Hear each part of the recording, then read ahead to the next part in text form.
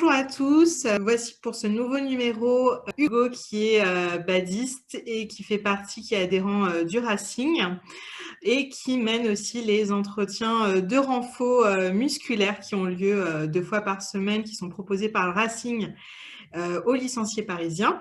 Donc Hugo, je te remercie beaucoup d'avoir accepté cette invitation pour l'interview. La première question que je souhaite te poser, c'est comment vas-tu ? Bah écoute, ça va très bien. Merci de me proposer cette interview aussi. C'est avec plaisir que je vais répondre à tes questions. Ok, bon, elles vont pas être méchantes mes questions, t'inquiète pas. Donc déjà, première question, c'est qui es-tu? On n'est pas beaucoup à te connaître. Moi, c'est la première fois que j'échange réellement avec toi, même si on s'est vu pour les interclubs du Racing encore en 2019. Voilà, c'est savoir si tu peux te présenter auprès de nos internautes pour savoir qui es-tu. Et bonjour à tous. Du coup, je suis Hugo Mussou, j'ai 30 ans. Je suis urbaniste de formation, mais également, comme tu l'as dit, badiste, un grand fan de badminton. Je joue depuis une petite dizaine d'années maintenant. Et voilà, je suis licencié cette année au Racing Club de France depuis septembre. Avant ça, j'ai commencé, donc il y a une petite dizaine d'années, j'étais déjà ado au club de l'EBPS 12 à Paris. Pour ensuite, j'ai joué dans un autre club en banlieue, à Choisy-le-Roi. Puis j'ai joué à Ousbad. J'ai fait une année à Saint-Maur aussi, j'ai un peu vagabondé. Puis après, j'ai habité à l'étranger pendant un petit moment, notamment au Danemark. Et voilà, je suis de retour et donc je joue au Racing Club de France cette année. Enfin, je joue sur le peu qu'on puisse faire. Ouais. Et voilà, et donc ouais, j'ai participé à l'animation de quelques séances de renforcement musculaire pour les licenciés qui étaient un peu en manque de sport, on va dire, avec toutes les restrictions qu'on vit actuellement. Comment t'es tombé dans le badminton? C'était de la famille qui jouait déjà? Je suis arrivé assez tard, j'ai pas commencé tout jeune, mais je faisais pas mal de sport quand j'étais jeune, tennis, natation, j'ai fait du hand, du volley, et puis c'est à l'école en fait. Dernière année de collège, je pense, j'avais un copain enfin ouais, on jouait en cours ensemble et lui jouait en club et il m'a amené à l'EPS 12. Je suis venu essayer et l'année d'après, ouais, je me suis inscrit et voilà, je me suis lancé. Et depuis, j'ai pas arrêté. C'est le seul sport que je pratiquais en club depuis. Et donc, tu as commencé la compétition il y a longtemps, en même temps qu'intégrer un club?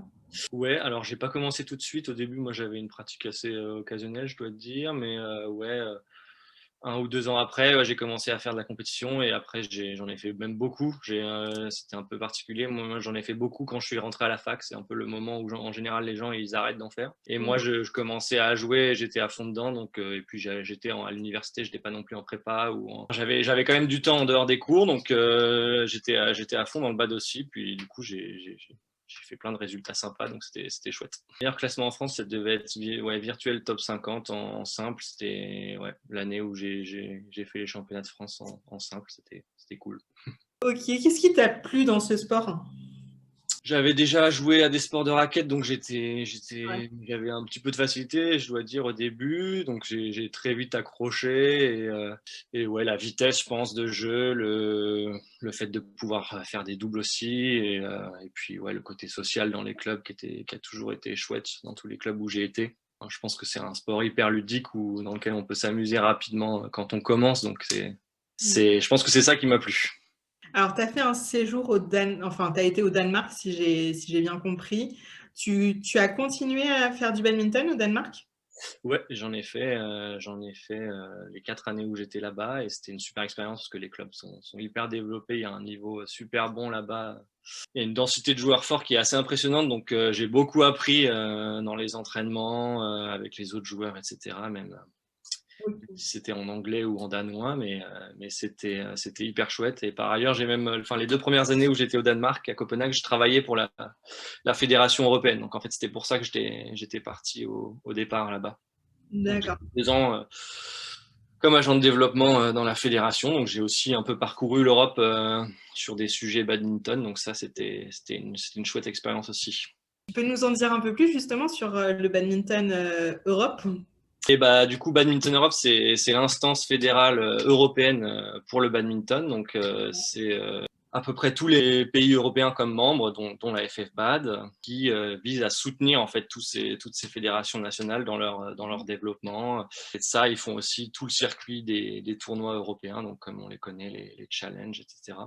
Ouais. Donc moi, j'étais pas dans cette partie-là, dans cette partie compétition, mais dans la partie développement. Donc c'était le développement de programmes scolaires, de coaching, de camps d'entraînement, etc.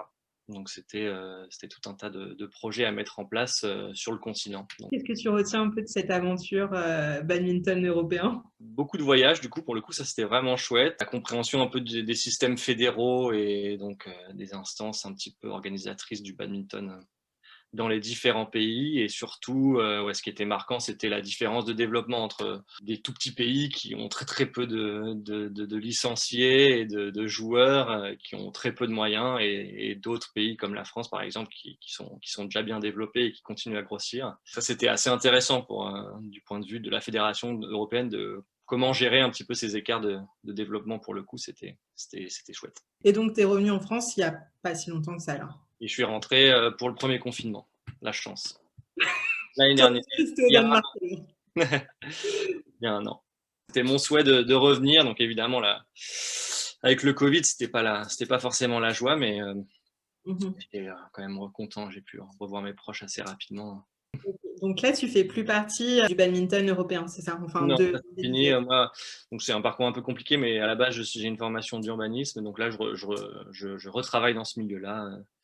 J'ai toujours le bad dans un coin de ma tête, et puis contact avec la fédération mondiale qui me demande de faire quelques missions sur le air badminton notamment, sur les Ok. traductions, etc. Donc il y a toujours un petit peu de badminton. Et donc là, tu as rejoint le Racing et tu proposes, enfin, tu mènes un peu les séances de renforcement musculaire. Comment tu organises tes séances et pourquoi tu as accepté justement de mener ces séances de renfort? Bah, moi, c'était avec plaisir que je m'étais proposé de m'impliquer dans le club que je venais de rejoindre. Évidemment, c'était aussi sympa de revoir les gens, enfin, même s'il y en a beaucoup que je connaissais pas du tout pour le coup, avec D'accord. les adultes. Et ça a été, oui, pour moi, une opportunité de partager un petit peu des choses sur ces séances, et motiver un petit peu les gens, parce que je savais que c'était pas forcément évident. Moi, le premier, rester à la maison toute la journée, c'était quelque chose qui me plaisait pas trop. Donc voilà, c'était un petit peu, ouais, ce souhait de retisser du lien avec les gens du club. Enfin, pour moi, tisser du lien pour le coup, et transmettre un petit peu les efforts et ce besoin qu'on a de faire du sport. Ouais. Et puis même personnellement, pour moi, bah, quand j'anime la séance, je la fais aussi, donc évidemment, ça me sert aussi. Ok.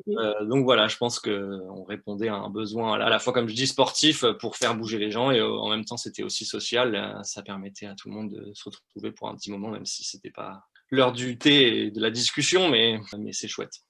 Donc pour l'organisation, selon les semaines, oui, je les prépare différemment. En général, j'essaye de quand même prévoir des exercices, comme tu l'as dit, pour tout le corps, donc à la fois les jambes et le haut du corps. On insiste beaucoup sur les abdos aussi pour la préparation au badminton. Mhm. Donc ensuite, je m'inspire aussi de ce qu'on appelle des HIIT, c'est des courtes séances de renforcement musculaire qu'on peut trouver un peu partout sur Internet, dans des programmes de préparation. Donc il y a tout un tas d'exercices qu'on peut retrouver facilement. Ouais. Donc je m'inspire un petit peu de cela, et je fais un petit peu à ma sauce ensuite, en les mariant et en les plaçant différemment selon ce qu'on doit travailler, les jambes ou le haut du corps. Voilà, Ok. ça se passe. D'accord. Donc généralement, tu fais plus bas et haut du corps, c'est ça? Ou tu cibles une partie du corps? Bah, les séances que j'ai menées, en général, on a fait les deux à chaque fois. Donc, D'accord. et on variait entre les jambes et le haut du corps selon. Voilà, Avec la partie cardio. voilà, exactement, avec un peu de cardio aussi. Ok. Et c'est quoi la séance qui a été, on va dire, où tu as mis les exercices les plus compliqués? Je pense qu'au début, il y avait surtout du renforcement pour le coup, sans trop de cardio. Et quand on a la première séance où j'ai réintégré du cardio, ça a été assez compliqué pour tout le monde. On n'avait plus trop l'habitude, même pour moi le premier. C'est clair que quand on travaille tous ces aspects-là, ça fait mal, quoi.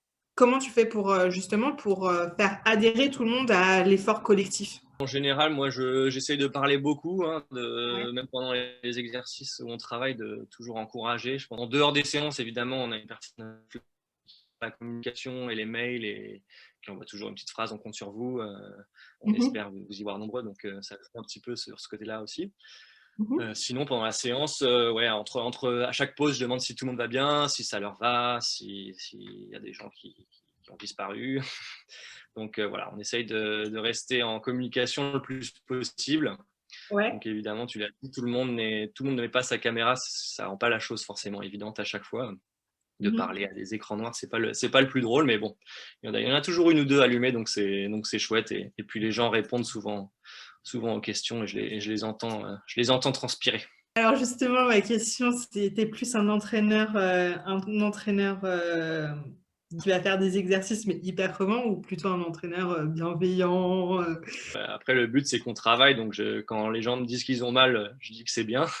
Après, je suis à l'écoute, et je propose toujours une alternative sur des exercices comme les pompes Ouais. ou d'autres. Je leur dis qu'on peut le faire à genoux. Donc on essaye de répondre à toutes les demandes en termes de niveau, et le but, c'est pas de ne plus pouvoir marcher le lendemain, c'est de se renforcer doucement, quoi. C'est quoi ta séance de renforcement avec tes exercices idéaux? C'est quoi? Bah, comme je l'ai dit, c'est un peu à la fois des exercices pour les jambes, ça peut être des squats, des fentes, rajouter des sauts, même du Ouais. footing un peu sur place, avec des exercices du haut du corps, donc beaucoup d'abdos, des pompes, c'est plein de choses différentes. Après, l'idéal pour moi, c'est d'avoir un peu mal partout à la fin, de sentir qu'on a bien travaillé, et qu'il n'y en ait pas qui se disent ah bah là j'aurais plus travaillé sur les jambes, j'en aurais eu plus besoin. C'est de faire quelque chose d'assez complet. Et à chaque fin de séance, tu fais les étirements, c'est ça? Voilà, un peu d'étirement à la fin pour relâcher un petit peu la pression et faire du bien.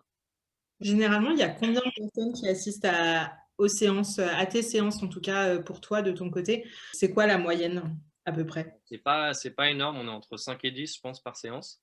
Évidemment, quand il y a des vacances scolaires, il y a un petit peu moins de monde, mais ouais, c'est entre 5 et 10. Et généralement, tu trouves qu'il y a des personnes plutôt régulières ou il y a souvent des nouvelles personnes qui arrivent et qui suivent par la suite?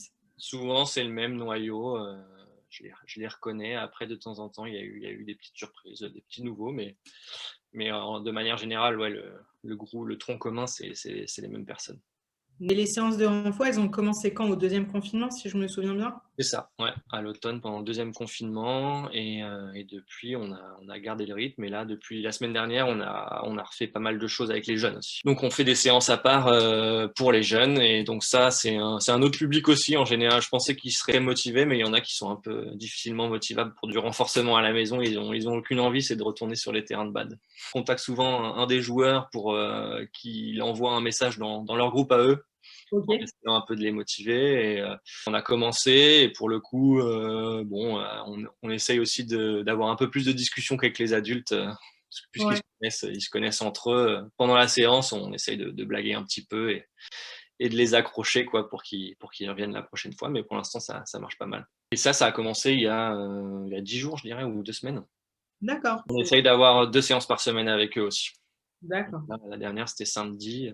Ce qui n'est pas évident, c'est qu'ils ont cours à des horaires un peu différents. Donc là, on a fait une fois la semaine à 19h et une fois le samedi à 14h, parce il y avait une des joueuses qui avait cours le samedi matin. Et c'est à peu près les mêmes exercices que les adultes ou c'est un peu plus doux ou plus intensif? Tout dépend. On a commencé doucement pour le coup. Bah, je voulais pas leur faire mal dès le début. On s'est déverrouillé et on a fait des petits exercices, une petite séance au début. En général, j'essaie de faire durer un peu moins longtemps. Je pense qu'ils ont un peu moins de patience que les adultes pour ce genre de séance. Donc on fait un petit peu moins de temps. Donc la dernière, samedi, on en a fait une super dure avec un jeu de cartes. C'était un petit peu différent de la séance des adultes. On a utilisé un jeu de cartes, et chaque catégorie de cartes, pique, trèfle, carreau ou cœur, désignait un exercice, et selon le numéro ou la tête qu'il y avait sur la carte, il fallait le faire tant de répétitions. Donc c'était un peu ludique.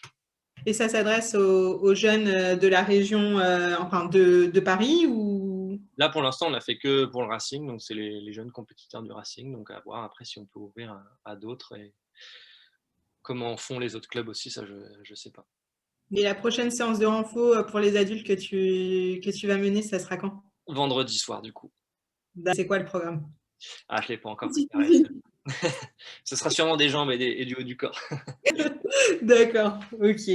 Dernière question. Qu'est-ce que tu mettrais en avant pour faire venir peut-être plus de personnes aux séances?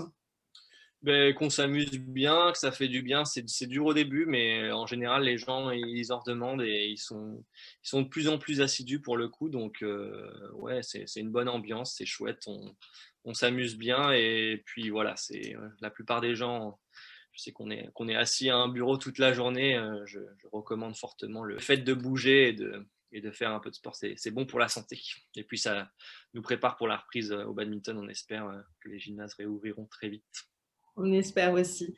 Bah, écoute, je te remercie beaucoup, Hugo. J'espère que nos internautes seront là pour les séances de renforcement musculaire. Donc, Hugo fait partie des 3 personnes qui mènent les séances. Voilà. Merci beaucoup et bonne soirée. Avec plaisir. Au revoir. Au revoir.